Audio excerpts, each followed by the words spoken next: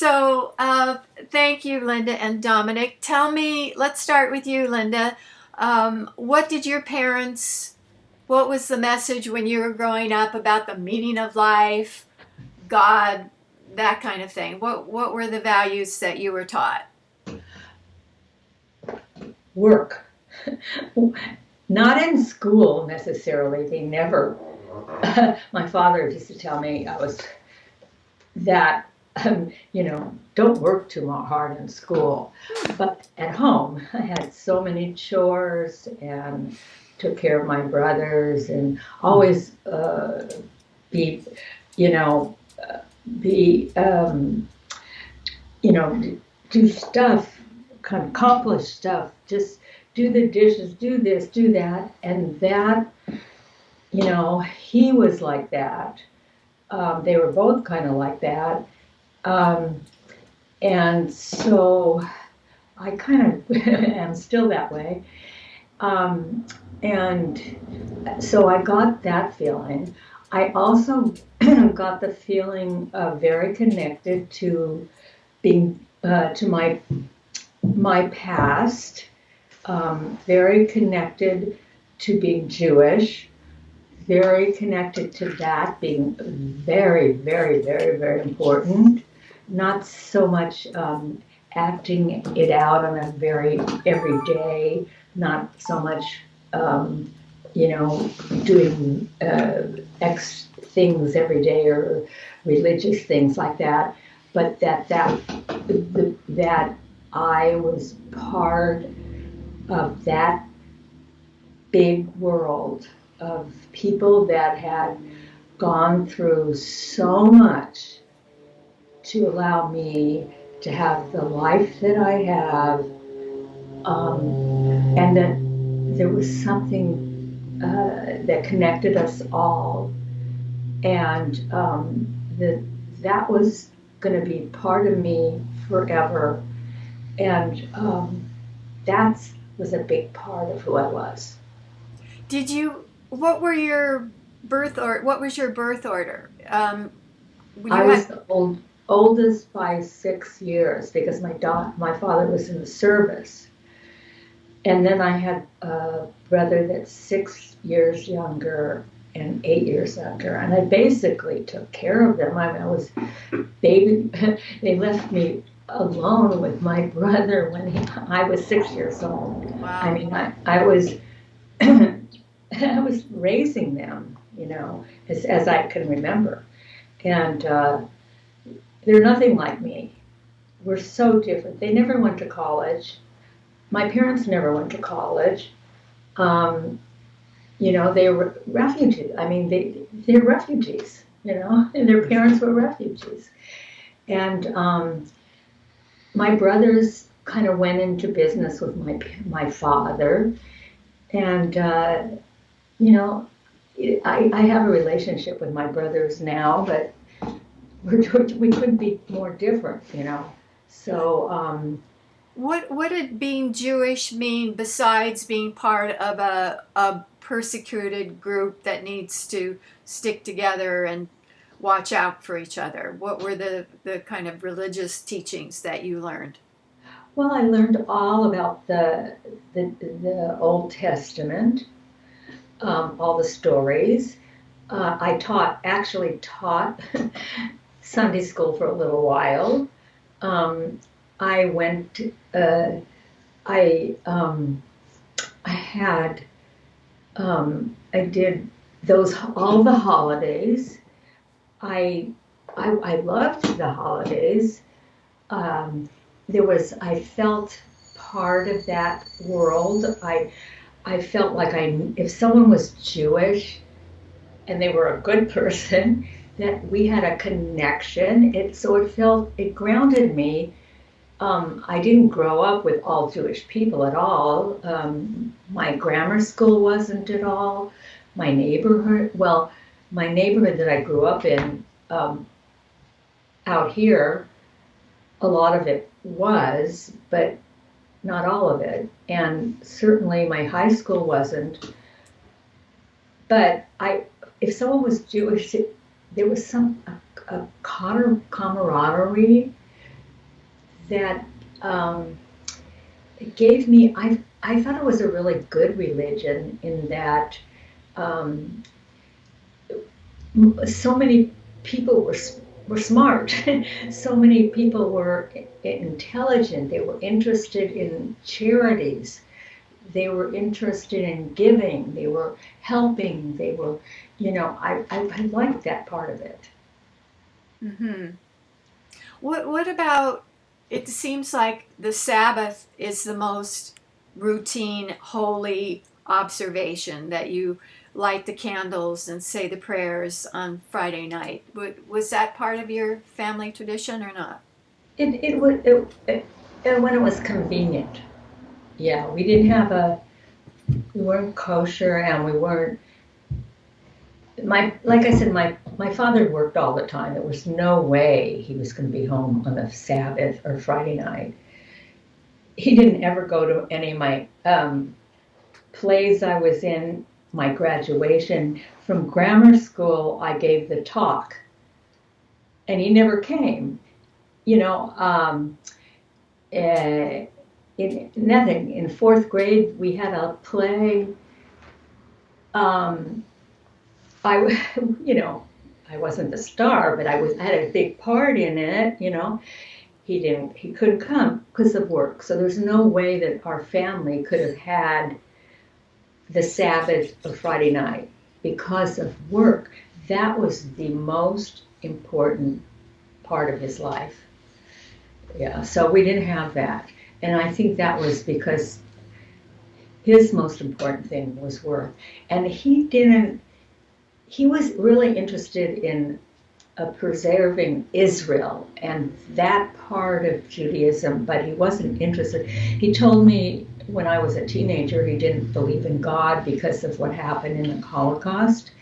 And I agree with that too. I mean, I followed that too. And so there wasn't a lot of holiness in our religion, but it was the Judaism, of survival. That's the party of the Jew.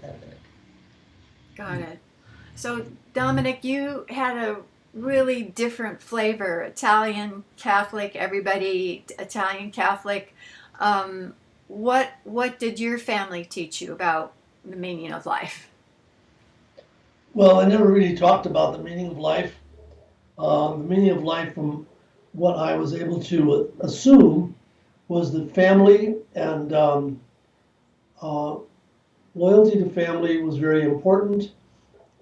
Friendships were very important. My father had a great love of Italy, even though he left in 1930 when he immigrated to the United States.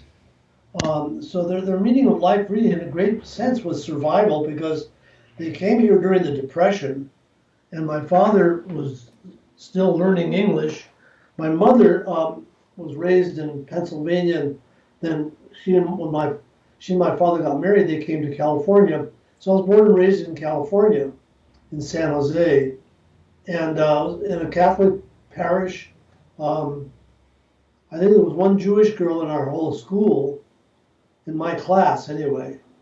So I really didn't have any community sense of Jewish people. So I knew they were there, but I didn't know any of them until later on in my life. My family's values, they would go to church every Sunday. We observed, all the Catholic holidays, which were very important to them. And they were very connected. My father was very connected to Italy because of his family being there. But it was also a time of fear for my father and my mother, because they were here when the war broke out. And so Italy, and especially Sicily, where my father's family was it was taken over by the Germans, and then the Americans invaded. So there was a lot of danger in the island, and my dad was a very, very nervous wreck about his sisters and brother and mother and dad, his friends that he loved very much. So I remember a lot of caring about the the protection of Italy and his fears of the problems over there. And so that was part of the growing up, and that we took care of each other. I remember during the Second World War, neighbors would grow victory gardens, and we would share food, and there was a great sense of community in my neighborhood. People would check on each other. Did you hear from your son? Is he okay? Many of the sons in the block were, either in Japan or in Europe in the war. So I remember this sense of caring for one another, and and being very, very pro-America. My dad was Italian, but he loved America, and so those were kind of the things that I was very close to the church. I used to serve as an altar boy, and was very involved in a lot of the activities there. We would have get-togethers and fiestas and so forth, and I was always a part of that. And I was the eldest in my family, also, like Linda's firstborn. And that was kind of the way it was. Did you have a particular saint that you felt close to? Did you feel close to Mary? Because you probably said a million Hail Mary prayers to her.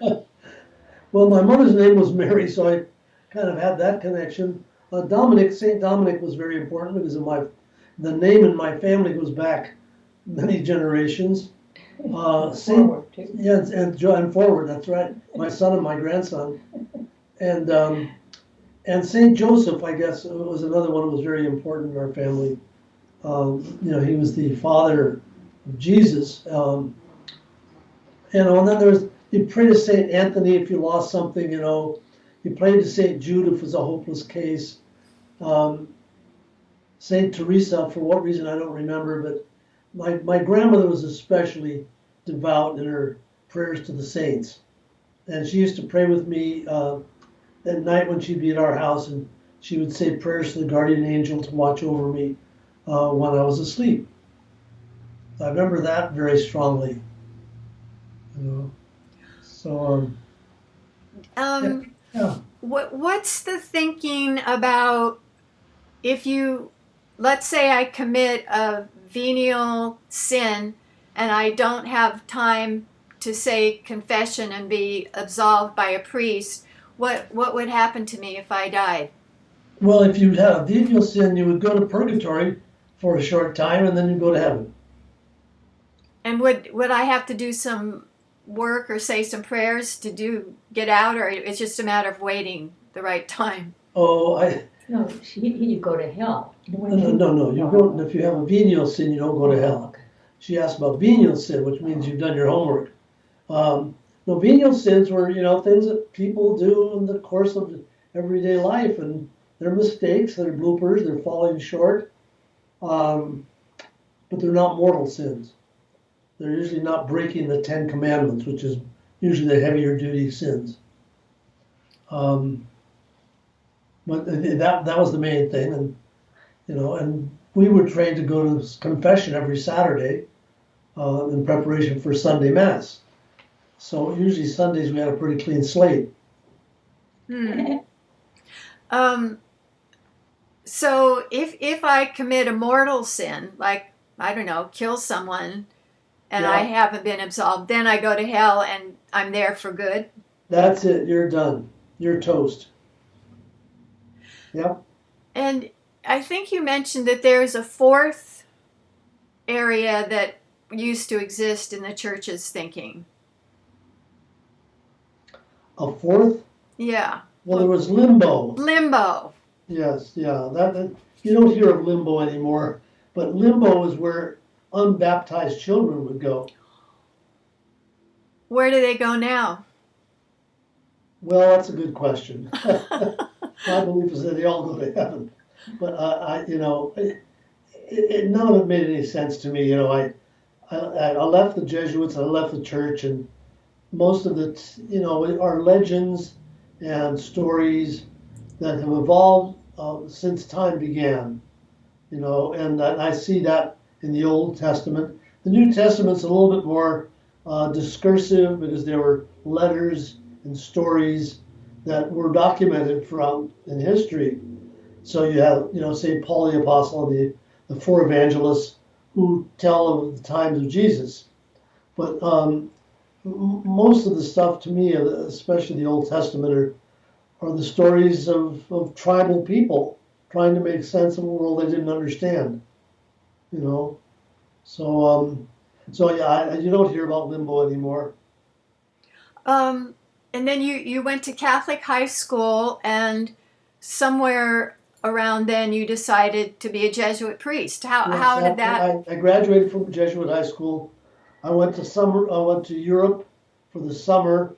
Fell in love with an Irish Catholic girl. I told her if she'd marry me, I wouldn't go to the Jesuits. And she said, "Oh my God, I couldn't do that. I couldn't take your vocation from you. You must go." So I said, "Okay, goodbye." I left her in Paris. I flew home and I went into the Jesuit order in 1957. And what was your thinking? Did you feel like God was calling you, or did you feel like your family would be very happy, or you believed it, or what was the motivation? The motivation was my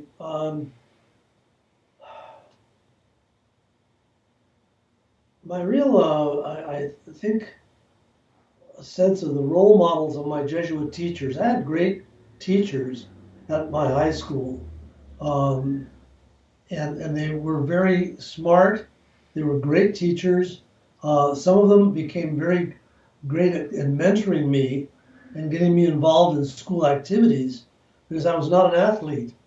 And they encouraged me to get involved in school politics, get involved in organizations that help the poor. I worked on the yearbook. I worked on the school newspaper. I worked in the drama society. So I made it a very full life experience, but a lot of it was due to the mentorship and the impressions I had of these Jesuits, besides the fact that I had no desire to go into my father's business or my uncles. My cousins were all ranchers. I had no desire to drive a tractor, grow prunes, or cut apricots. And so I said, well, these guys seem to have a lot more on the ball. I think I'll join up with them. And what was your thinking about not having being celibate, not having access to a partner that was a woman? So what is your question? How did that factor in when you thought about becoming a priest? I mean, how much was that? Well, I'm weighing this and that. Well, it was pretty clear that that's the way life was. I mean, when you signed up for poverty, chastity, and obedience. That was the deal. Yeah. And so you couldn't say, well, I'll take that one and that one, but not that one. It's like you get the whole enchilada. And so, that was our commitment. And not easy, but it was, it's like being in the Marines. You go through boot camp and you deal with the suffering. And then did people develop close friendships, like, I don't know, like father, son, brother kind of relationships within the order? Somewhat, yes. We did. We developed good friendships, which persist till to this day. Matter of fact, this afternoon I didn't go, but we have Monday and Fridays, a group of former Jesuits do a Zoom call, and we stay in touch about our lives, our families, our history, our memories. But no, there were some wonderful friendships that were formed during those years. Mm-hmm. Could you tell us what a typical day was like for you in the order? It varied at different stages of development. The first 2 years were very much religious training and spirituality.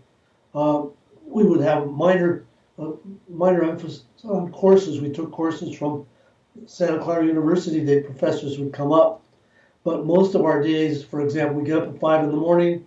5:30 we'd meditate. 6:30 then we would have mass.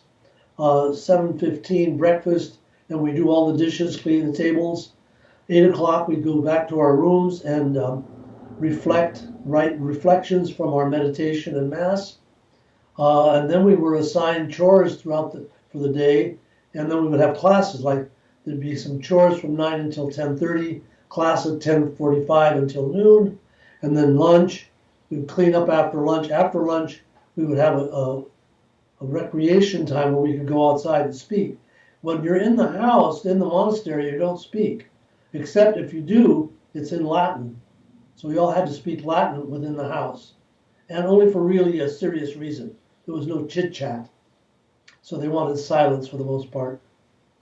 So it was the day was very tightly controlled and scheduled.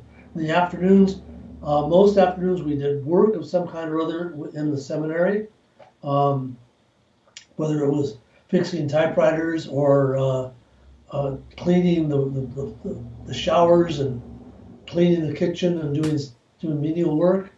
Then we would have a class in the afternoon, and then we'd have spiritual reading. We would have dinner and clean up after dinner. Then we would have sometimes a spiritual lecture, and then again prayer and prayers in the chapel, vespers, and then to bed. And sometimes we would have physical discipline at night before we went to bed. You mean exercises? Well, not exactly. We had a thing called a whip. It was a small whip that you smacked yourself on the butt with, and then there were these Flagellation, exactly. And then we had chains that were very sharp. You could put them around your thigh and around your arm, and they locked up and were somewhat painful, a reminder of the suffering of Jesus and the denying of our flesh. And so, it wasn't every night, but a couple of times a week there'll be a note up on the bulletin board saying "catinale" or discipline, flagellatio. So that was part of the first 2 years. Then we took our vows, took poverty, chastity, obedience vows, and then we had more of an academic schedule every day. Classes morning and evening, and less spiritual education time. But we had that. We had what they called colloquies, which were kind of sessions with your spiritual father, talking about how you were doing and what issues you were having and so forth. And so those were the next 2 years. And the next 3 years I spent at Gonzaga University, where we got a bachelor's degree. I got mine in liberal arts and in philosophy. And we had intense philosophy courses. And then our courses, and I began my psychology studies there. So I was kind of a double major. And so that was 3 years. So by the end of that, at my seventh year, and I was beginning to get very, very tense about the life and about the theology. I was beginning to have very great doubts about my faith.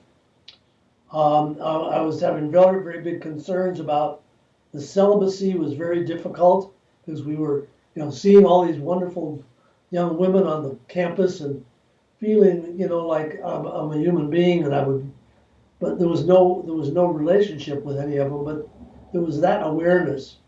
But I was very involved with the community. I was doing work with the deaf community there, and then I was working at the state mental hospital.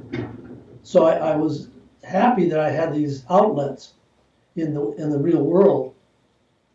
But we lived in a monastery up on the top of what's called Mount St. Michael's. We lived on the top of this big hill up in Spokane. And after 7 years there, we received what they call the minor orders. So there's the three orders before priesthood. We received those, and then we were assigned to a teaching school, much like where I went for high school. I was hoping they'd assign me to my old high school, but they said, no, you're too well known down there. We're going to send you to the boonies. So I did my teaching in Phoenix, Arizona for 3 years, which I totally enjoyed. I loved teaching, had great students, and I got to model the men who had taught me. And from all reports, I was a very good teacher and a good counselor. I was a student counselor because of my background. And during the summers, I would come back to California and take psychology courses. And I was working toward my master's. So that was at the end of that time. Now I was entering would have been my 9th or 10th year in the Jesuit order, and I was on very shaky ground. I did not have belief in the Pope or the dogma of the Church, and while I was at summer school, I was at San Francisco State. We're talking the 60s, late 60s. I don't know if you remember those days, but these were the days of, braless women, people on marijuana and acid, and it was pretty much a free campus. And I met a young woman that I really liked very much, and we just started talking and spending time together, having lunches together, and I really felt like I could run away with her, but I wouldn't let myself do that. So I went back to the seminary in September after summer school and was there for another 3 months, and then decided I just can't do this anymore, and petitioned to be released from my vows from Rome. And I announced that to my parents over Thanksgiving dinner of 1967. And then I left and began my life in psychology. And how did your parents feel about it? Terrible. Oh. They felt terrible that I entered, and they felt terrible that I left. Because I put 10 years in. They said, my God, you've gone through all this, and now you're going to leave. And well, you had all that education. I mean, Yes, that's right. That's right. It wasn't wasted at all. No. During the course of being a priest, did you act as like a parish priest where you heard confession and did sacraments? I was not a priest.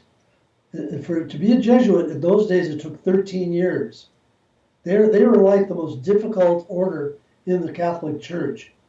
You didn't go in there and come out in 4 years, the way the diocesan priest did. The Jesuits, I had to finish 2 more years of theology to be ordained, and I left in my first year of theology. So no, I didn't. We didn't have any parish assignments. I would work with the deaf community, like I said. I learned sign language. I would minister to them. We would work with their kids and the families, and then I did a lot of work with mental health patients and at the VA in Phoenix and mental hospital in Spokane. But we were not ordained yet. And did the people call you Father? No, they called us Mr. Ah. Mr. You're not Father until you're ordained. In the early years, did you feel like you had a special relationship with Jesus, Mary, or God, or the Holy Spirit because of your lifestyle? Yes, I did. I felt a very special relationship with Jesus. And I felt that from the time I was a kid. I used to pray in my Catholic school, grammar school, to Jesus. That's where I felt my closest connection. And how do you feel now about Jesus? I feel good about him. I think his message has gotten muddled and lost, abused. But from all I could read, and I have read pretty deeply, not only the Gospels, but many of the alternative, the Gospels of Thomas, some of these Gospels that were never really given approval, but give a fuller story of Jesus and his life. And, I think he was a very spiritual, prophetic man who had a deep sense of his connection to what he called the Father, which I consider to be higher consciousness, the universe. I still find many of his words, many of his speeches very moving, like the Sermon on the Mount. Also, he was a revolutionary. He broke all kinds of Old Testament taboos about teaching women or touching women with an issue of blood. And, he was a feminist radical in my point of view. He was, and he really took the temple people to task over their whole fixation with money. Right. You know, there were the money changers in the temple. He said, "I can't. This doesn't belong in my father's house. Get out of here." You turned the table over. Yep. Hmm. So he was really he was a real radical and hippie in his time, and I guess I'm just a little bit sorry that my kids don't really know or appreciate much about Jesus. I mean, he's not in their spectrum of knowledge, and you know, I'm never focused on that with them. But you know, they're Jewish, so that's where their focus is. You know, they like being Jewish and celebrate the holidays. My daughter's wonderful with doing the prayers and the meals and so forth. But I don't think they have much of an appreciation for Jesus. Linda, you were married once you married a nice Jewish boy. What happened with that marriage? Underline the word Jewish, okay? Yeah. Well, he wasn't Jewish, really. Nice, or nice Jewish boy. I'm sorry. Underline nice. And he came from yeah, I mean, he wasn't from his family. I mean, he had a very dysfunctional family. My parents didn't like him at all, didn't think he was going to be a good husband at all. I ran away to Paris and lived there to get away from him, and then he started calling me there, writing me letters, and I ended up back with him. So it wasn't really like I had found a nice Jewish boy, that they like a nice doctor over here. I mean, he ended up with a PhD in psychology, but he was a mess in all. He just had such a bad childhood, and he had a lot of neurosis, and he was verbally abusive, and he, you know, so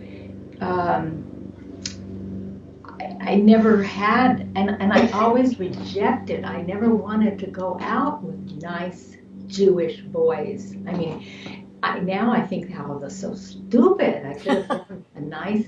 I had so many of them after me when I first got to college. I don't know how that happened, but I guess I was considered.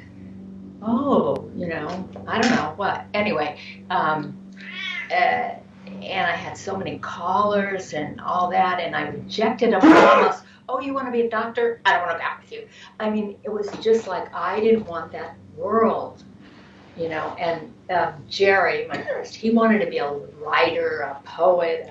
He was a rebel. He was I mean, he happened to be Jewish, but he was the opposite of a nice Jewish boy. So I never did have a nice Jewish boy. I never wanted to join a sorority. They used to call me, the Jewish sororities would call me all the time. Come up just for, you know, one of our meet and greets or something, you know. And so I really rejected that whole life. And I mean, I knew so many, I knew, you know, girls that were so happy with that life, and I was always in turmoil. I think I would have been, I don't know why I was always rebellious against that, fighting that. Probably looking at my background, that's what I would say. But no, so that, in answer to your question, I never had a nice Jewish boy. Well, sometimes the bad boys are appealing because they seem like they're rebels or interesting or masculine or something. Did he fit in the bad boy category? Well, I mean, he wasn't dangerous. It wasn't like he didn't take drugs and stuff like that, although you know, but he wasn't he was kind of a conformist, and the first date we had, we were at a party, and he drank too much and threw up all over the place. So I don't know what that was attractive. What was attractive about that? I don't know. I mean, Maybe he was the opposite of your dad's work ethic. Yeah, no, He he was. didn't. He didn't care about money. He didn't have any money. I had to pay on. I mean, I had whatever I had. I paid for almost everything. But my parents didn't like that at all. I didn't know how couldn't figure out how he was going to ever support me. He didn't really worry about that at all. So that was a big thing. That worried me some too. What gave you the impetus to divorce? Because you were together a long time, right? Yeah, but we were together then, not together. And then I think we just finally did it. Some friends of ours helped us. We were friends at that time. Yeah, we were really good friends. We were partners in the business together. Yeah. And she and her husband, Jerry, were fighting and having a very bad time. Yeah. So everyone kind of helped us. And then we divided ourselves. We owned a really nice house in Westwood that probably today would be worth $5 million. But we put $6,000 down on it. I just can't believe it. But so we had this wonderful house in Westwood and everything, and I decorated it. I made it beautiful. Wallpaper, all this stuff. But we just couldn't. I think we loved each other. I think this is the thing that took so long to break up, to really break up. Because there was underneath me, I really loved him, and I feel like that was the same thing for him, and this is why it took so long to break up. We just, but then our friends we all were in business together, in this psychological business, and I think they just helped us with the break, and it was much easier in those days. It wasn't so, changing your name, getting your papers done. It was just easier. I don't remember. And then they sat us down with all of our possessions. We made a big list, and they'd go, next, your turn, your turn, your turn, your turn, your turn, your turn, and we've divided up our stuff. And, he just died this year. And I've known him all my life, and his son is our godson and visited us, came and stayed with us last weekend. I don't know how that kind of worked out. If I would think about it, I would think it was kind of crazy, but it's just how life kind of unfolded with him.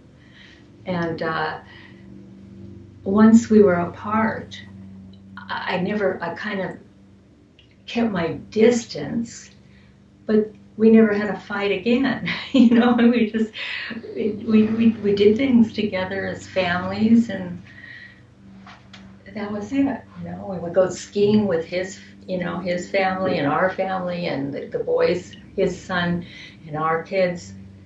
So he became kind of like a brother or a cousin or something. Yeah, our kids didn't know, when they were little. I didn't know how to explain. I never said anything. It was just Uncle Jerry. And one day, my daughter found something that had my UCLA diploma. Oh, my UCLA diploma that had his last name, my name with his. She's like, Dad, put it together. You were married to Jerry. Oh my God. You're kind of an uncle. Yeah, and I don't know why she put it like that. I mean, it could have been another binder, and I felt so bad because it was like I was lying to them, but I didn't know at what point they knew him since they were born. Yeah. I just couldn't, I never could figure out. They were still really young when she discovered that. Because Well, she was she's able to really read. bright. She's really bright, and she just, Yeah. you know, and it was a weird, when she said that, I felt really bad that I was keeping all that time from her. It would be hard to explain. Dominic, you were and Linda were friends, working as counselors in the same office. At what point did you think, I think maybe there's more than just platonic friendship here? Oh, it was a pretty long journey, actually. She and her husband, Jerry, we were all at the Primal Institute together, working under Arthur Janoff. And so we were colleagues, really. And I liked both of them. And during some of their tumultuous times, I was sort of refereeing, that they could at least listen to each other, because they're both very strong personalities, let me tell you. Jerry is a hothead, but Linda is no weeping willow. Let me tell you, she can hold her own. And so we were friends, but I respected them both as individuals. And then we left we left the Primal Institute, and we all went and created our own practice. And there were a big team of us that did that. And Linda was part of that, and Jerry was part of that. And it was there that when we created our own business that they broke up. But in the meantime, I had met a girl that I really was infatuated with and was living with and helping raise her child. And I had a long-term, 4, almost 5 years that I was living with this woman and her child. And then we broke up, and I just dated a bunch of women for a couple of years. And Linda was dating. I had different boyfriends. She had different boyfriends, and then I knew her and was around her a lot. And, Susan, she's stealing your shoe. Uh-oh. Sorry, my dog is stealing my friend's shoe. Okay. Are we still recording here? Yeah. Okay. So it was some time before I thought I was, I'd been dating a good bit, but I didn't really feel like I was in love with any of the women. I liked them, but I wasn't in love with them. And I was thinking about, who's a woman that I really feel both attracted to some and feel that there's some depth to. And the name Linda popped up in my head. And so I asked her out for a date, and she was shocked. She said, "You mean a date? Not just friends?" I said, "Yeah, a date." And we went out to the Palms restaurant in Santa Monica Boulevard, and that was our first date. And then we began dating, and the next thing I know, we were moving in together. And the next thing I know, she changes her name to Sorincione. We're still not married. And finally, I think it was almost 3-4 years after being together, we were going, a whole bunch of us were going to Hawaii together. We said, why don't we get married in Hawaii? And so we got married in the big island of Hawaii in 1980. So that was kind of a serendipitous kind of happening. And then when did you decide to have kids? Well, I was going to be 40 pretty soon. So really, it was a big, we didn't have a long time to think about it. So we thought hard rather than long. Yeah. Thought, because we hadn't had kids for so long. And I was going to be 43. Yeah. And so then we finally made the decision, and we had a kid right away, so we were really happy. And then, but it was a big decision waiting that long and not having one, because we knew our life would change radically. And we were used to traveling and, being just a couple and having a Yeah. pretty free life. Yeah. And it's just, But I knew I wanted to have a child. And a lot of people, they just think they're going to, they plan one, we're going to have a couple, we're going to get married and have a child. We weren't that way. We're just totally in another world. I never really thought about having a child. So we had to do a about face. Oh. And then, so grateful that we did. I mean, and we at our age, we were concerned that we'd have a difficulty. Once we made the decision to get pregnant, we got pregnant. It was like, we were very fortunate, and we didn't have any synthesis because Linda was, 40 years old, pretty much, and everything looked fine. So we had a very healthy little baby, our girl. And then that was going to be it, but something happened to change your mind, Dominic. Right. Yeah, I thought it was going to be it because we were traveling. We traveled with with Lisa. Easily. And easily, I thought, God, we can manage our lives with one child. And she's a good traveler. She was terrific, and and she was just adorable. And then Linda said, well, when she gets older, she's not going to have a sibling. And how long are we going to be around? And I said, you're right. So we said, okay, well, we'll try again. And, bingo, we were pregnant again. And I was so delighted when Linda called me that she had the test. And she called me. I was at work. I was working in the corporate world at that time. And she called me and she says, do you want to know what we're going to have? And I said, yeah. She said, you're going to have a son. I went crazy. I was so thrilled. I didn't know I'd be that happy. But to have a daughter and then a son come along, to me, was just like double scoop of ice cream. It was just fantastic. Right. And then what was the discussion like about how we're going to raise them, Jewish, Catholic? How are we going to do that? Well, we went to this, Rabbi Silver, there was no doubt in my mind. And we went to a class at the temple. It was open to anybody, but the temple. Well, it was about interfaith marriages. Yeah. Yeah, the rabbi was very good. Was it Silver? Was it Rabbi Silver? It was up on the. It was up on PV. Yeah, I don't remember. Yeah, I remember it was a really good class, good discussion. And again, like I said, I really had disconnected from Catholicism, and and I see that Judaism as the parent of Catholicism, and Jesus was a Jew, so I really didn't have any problem with it.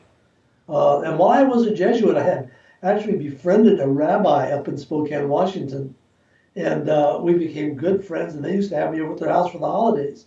So I had, I was okay. And I liked it was funny, I liked my mother-in-law and my father-in-law. He was a little tough, but my mother-in-law, I got a kick out of her. She's a character, So I was comfortable with that, and I said, yeah, well, the tradition is that mother's religion is the predominant one. So, the only part about that was bitter was that my parents knew that their grandchildren were not baptized. Yeah. And they grieved about that. They didn't like this idea of limbo, but I never believed in limbo anyway. But I think that was hard for them. My marrying a Jewish girl was not a deal at all. But having the children not baptized was hard. And my parents loved my Catholic husband. This one they loved. Yeah. So it just goes, So it really comes down to the person. Yeah. So And my father and her father were so cute together because they're both immigrants. Her father was an immigrant from Russia, from Odessa. My father from Sicily. But they both had a great respect for being immigrants, and they loved sharing stories of the old days. And it was always sweet to see the two of them together. It wasn't all that often, but it was very, very sweet. And I liked her brothers. I got along fine with her brothers. She did not so much. But you know, that's the way it is. When you're outside the family, I think you're a lot freer to be with them and not have old baggage, so to speak. And so the kids think of themselves as Jewish, and they Oh, observe the holidays. Do they do the Sabbath? yeah. Well, yeah, my daughter does, but mostly. But we do the holidays mostly, you know. I don't know if Lisa does the Sabbath. She does it sometimes, but she's very, very involved with like the Jewish Women's Theater. She just does stuff. I wish my mother were alive. I never did the stuff that she does, and she's very. We have Rosh Hashanah at her house every year. She's very. It's really important to her. Yeah, she knows the prayers, and this is all her doing. And I've taught her. We've had all the holidays at my house, but she's taken over doing. Yeah, she really is. Yeah. And then Andrew went to Israel. Well, we went for her bat mitzvah in Israel, but then he went on that Birthright program when he was in college, and it's a program where they take you if you're you have to apply for it and be approved for it and all that, and then they take you free. The Israeli government takes college students that are at least half Jewish and takes them on a trip through Israel as a group, and they go along with Israeli young men and women who are in the service there, because everyone goes in the service there, and it's like a tour, and they teach you all kinds of stuff. And he came back, he was just so moved, and he really he's not that active with it as like she is, but he definitely considers himself Jewish. And did they marry Jews or not? No. Lisa married an ex-Catholic atheist, and Andrew married an ex. Well, he's married. He's marrying a Catholic. I guess, was she raised Catholic? No, she has no religion. She had no religion, basically. But she's told him he could raise his. They're both raising their children Jewish, because her husband, who's Italian, he has no reason. He gave up his religion. Yeah, he was raised Catholic and so forth, but he's very much of a scientist and pretty much of an agnostic. Theism doesn't make sense to him. His mathematical, scientific mind. So he said, I have no clue what they're talking about. And then our son is getting married in this next year, and he told me that his fiancée, she said that she never really grew up with a religion, and that they could raise their kids Jewish. And I was so happy to hear that, because it's the mother, really decides it. And also with a son, it's very different than with a daughter, as far as how much, power you could have in the relationship, with the couple. I mean, usually the daughter has more connection to the mother. So I'm really happy about that. Where are you now, Linda, when you think about your spiritual beliefs? Has it changed since you were young? I think I'm more spiritual. We're in a spiritual group. Well, we don't really do spirit things, but we meditate and talk about issues, and we try to be personal Yeah. growth issue? Yeah. Well, we have a topic we'll talk about, Like,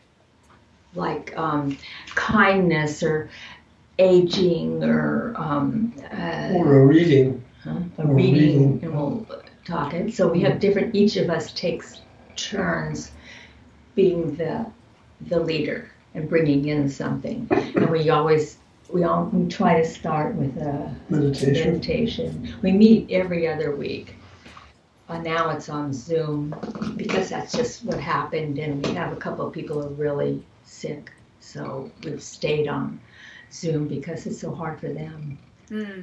And we were just a group of friends that just put this time aside so that we would have it, and it just stayed, and it's been 20 years now. It's just stayed. wow. And we tried, in our life, we try to,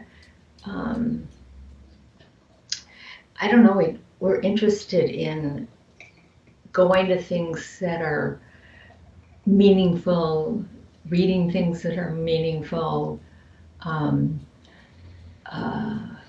I love Buddhism, most of it. I mean, I'm not an active Buddhist, but I love so much of their,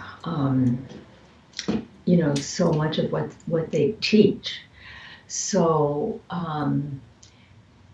sometimes I think I'm just following their teachings, not even knowing it. So, although I wish I followed them better. Me too. Yeah. Excuse me. Yeah. So I think I'm more aware, definitely more aware, that I really love what they say, that you can change every moment and you can change everything at every moment, because that's not how I felt growing up. I thought everything was permanent. Every mistake was permanent. I was stuck where I was. I didn't have any choices, my own. And now, I feel like it's just up to me to make my choices. And that's, it's up to me on how I want to feel about things. So, there's not a lot of years left, and that of course is frightening sometimes, Yeah.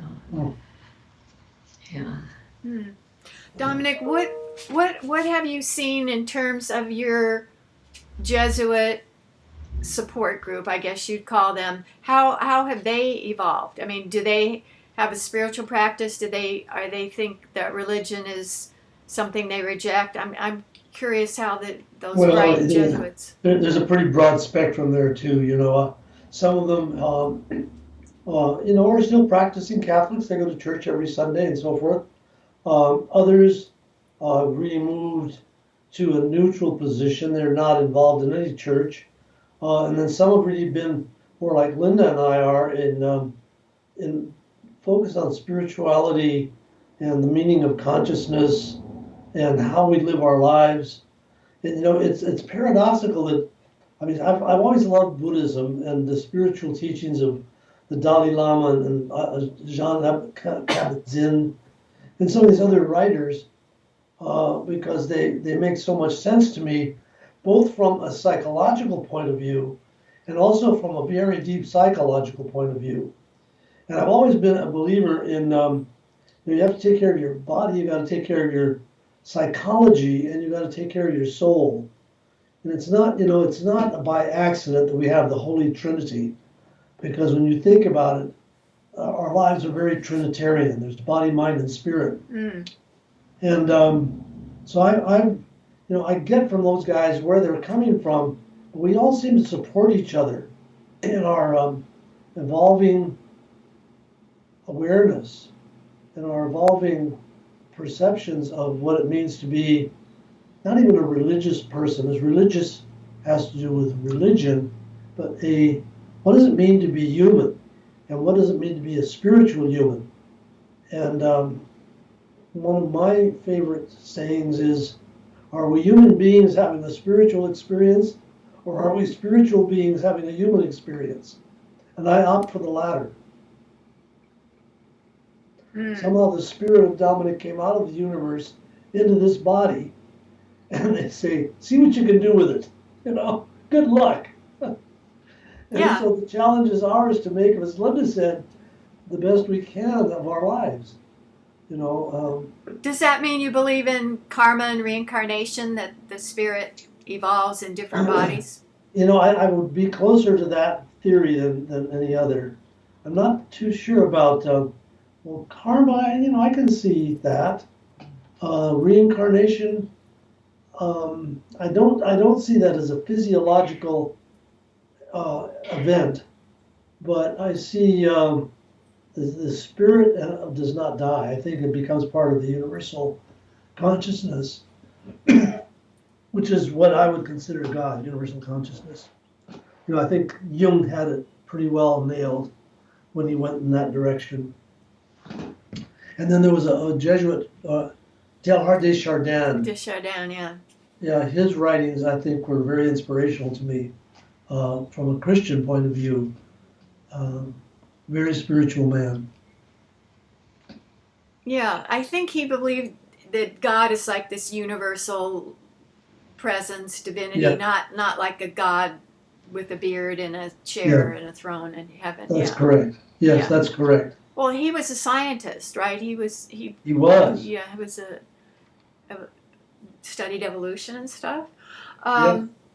So, one last question is, what have you learned from your spiritual beliefs about how to resolve conflict? Because in any two imperfect human beings over the years, they're going to have conflict. So how do you work through them?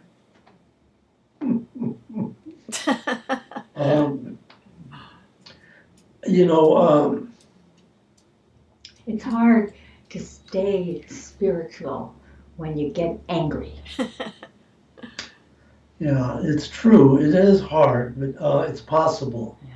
And that's the other thing. There's, if we're not both locked into our position, and it's usually about who's right, if we can disengage enough to hear, okay, let me hear out what this is about and what might be the source of it, and I'm very tuned in to where people are coming from, and I'm very tuned into Linda. Sometimes she doesn't like that I'm so tuned into her, but I really understand a lot where she's coming from, and I've gotten better and better at making room for her, and I think she's gotten better at making room for me. Because I can be this hard-headed old Italian guy, but I just feel like we have a better way of listening to each other. I think we have a better way of letting go of what is not important. Most of our arguments are about unimportant things, really. We don't have fights over religion. We don't have fights over money. We may have kids. kids. We don't anymore. Not so much anymore. So usually about things or decision making and stuff like that. Linda likes going to a lot of plays, and I'm kind of burned out on plays. So those are the kinds of things we've got to deal with, but they're not earth shattering. Well, Linda, what about both being trained as therapists? How has that influenced how you've worked out conflicts? Well, I haven't actually been a therapist for like 40 years. See, so I really don't. I've kind of put that so far back in my realm of thinking that it isn't really part of. And one thing that makes it hard for me to go and have therapy, I know it doesn't for Dominic, but I'm I have a lot of judgment when I go Yeah. to a therapist. Yeah. It's very hard for me, that is, to have someone do therapy on me without me going, oh, you just missed the cue, or something like that. I was just going to cry and you botched it, or something like that. Yeah. So, but I don't, as far as being, I don't feel like a therapist. I feel more like what I did For the last 40 years. last 40 years, which was in the financial world. I'm sort of out of trying to get myself just out of that too. And realizing that wasn't me at all. What did I do that for? How did I do that for 40 years? Well, you were good at it. That's how you did it. Huh? You were good at it. I was so successful. And when I look at it, it's the opposite. Every way I think, feel, I don't know. It was so odd. I just wanted to get away from everything when I got into that world. And I don't know, it just click, my mind. And yet when I think of the things that are important to me, it's not that at all. But anyway, that's how it worked out. Well, you probably helped a lot of people in the process, which is what counts. She did. She did. You helped a lot of people in the process. I knew how to talk to people. Yeah. And then, right, it's amazing. Most people's problems are money problems. I mean, it's amazing what I really, I like that. I really like that. I think Linda took the best of her psychological training and applied it to the world she worked in, and it really made people feel secure because she has this natural empathy for what people's needs are, their concerns. And she wouldn't just ram a policy down their throats, which was, probably one of the big liabilities of insurance people. And I think that's why it's been very hard for her to let go of clients because they love her so much. They all want Linda. They all want Linda. Oh. So that's one way it's worked out. Still trying to get. Yeah, but for me, it's been, my world has been psychology, and I've done it as a therapist. I've done it as a consultant. I've done it as a coach and mentor. I'm on the board of directors of the Center for Studies of the Person. It's very much a part of my life. And I think that's probably one of the places where Linda and I have had arguments, is that she's got this concern about somebody doing something to her in therapy. And I know that there are therapists out there that I know who really do listen, and don't have an agenda. And I really wanted that for her because I know there are places where she gets stuck, and I've learned to have compassion for those stuck places. But I love psychology. I still talk to a therapist, not every week, but maybe once a month. And I'll just debrief myself on ups and downs and aging and concerns, whatever the things that are happening, going on.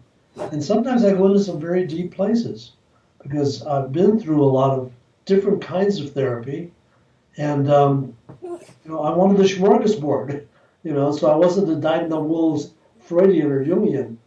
And I just think, it's a great tool. It's like anything else. There's a book out that says, don't forget to continue to sharpen your plow, which is, about keeping in shape, keeping tuned up. And so I like that. And so it's a big part for me. How did you divide up family work, especially childcare, when you were both working and the kids were at home? Called a nanny. How do we break up? We had this woman who was just here today. She's been with us 36 years. Oh, wow. Today she comes now once a week. No. And would she cook dinner too? Sometimes, well, she used to do years ago, she used to make her soup and Soup. she'd She had make certain her- things. That she Yeah. made.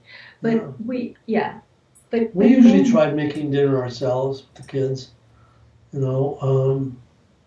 Because I you know, had, I used to have when Lisa was first born, I had a long commute from work, but then I got an opportunity to move closer to home, and that was a lot easier, you know. but we always I had a more flexible. I could make my hours, so I always tried to be. If they had something, I had to be. I always tried to be at their things. Yeah. So I think and We he did always pretty- did the big ball games and stuff. Yeah, we I used to pretty take much divided it. Yeah, we used to make every effort we could to be at the kids' events, and I know I pissed off some of my bosses because I would say, I've got to leave my daughter to go to a soccer game, or I have to leave my daughter's in a play or something. Yeah. But, so I spent 15 years in the corporate world and then left, and it was a great decision because the kids were both in high school when I left, right? Yeah. But we still had time for Lisa's plays and Andrew's ball games, and I think we had a pretty good time with our kids. I don't think we felt deprived. Well, it seems like you're really close now to, as a family, now that they're grown up too. Yeah, we are. Yeah. We are. Anything that we have left out that you think is important for people to think about in terms of how we apply our spiritual religious beliefs? I think it's really good. Well, what we gave the kids, they're Jewish and Catholic, so that gave them Or something Italian. each. Yeah. But I think it's important to give them a religion rather than say you choose when you grow up. Oh, Or you look at both of our religions. Which do you like the best? oh, I think I think our kids wanted a religion. I really think kids want. Mhm. Even at a later time, they say it's not for me. I think when they're young, they really want that. That's my feeling. I would say that. okay. I'm thinking about that as it gives them a sense. For me, it was again another little community. Our church was a community where we would have events and get-togethers and so forth. And when I grew up, the mass was all in Latin. It was very ritualized. The priests wore all these robes and incense and all that. And I found it kind of charming and interesting, but young people in the church today are very far apart. Most of them are not going to churches, and so I'm not too sure. I think kids want a sense of belonging. I don't know that they will buy into the Torah and the Bible and all of that. I think those stories are so tied to culture and history. Today they go, what? I'm not too sure about what the need is there. I think that the most important thing is to have a sense of a spiritual connection to everything. We're part of this larger world and planet, and that we are stewards of this. I think I was attracted to the Native Americans and introduced our kids to the Native Americans. We spent a week camping out with them because they considered the earth their mother, and they considered the stewardship of the earth. They never considered ownership. And so this kind of detachment is, I think, a big part of Buddhism, and it's a big part of how I think we need to learn to live. Because people are just so attached to having, things, that becomes the new religion. The religion of having and doing, and never the religion of being. And Americans are very addicted to doing and having. That's so true. Yeah, yeah. Well, you gave us a lot to think about. Thank you.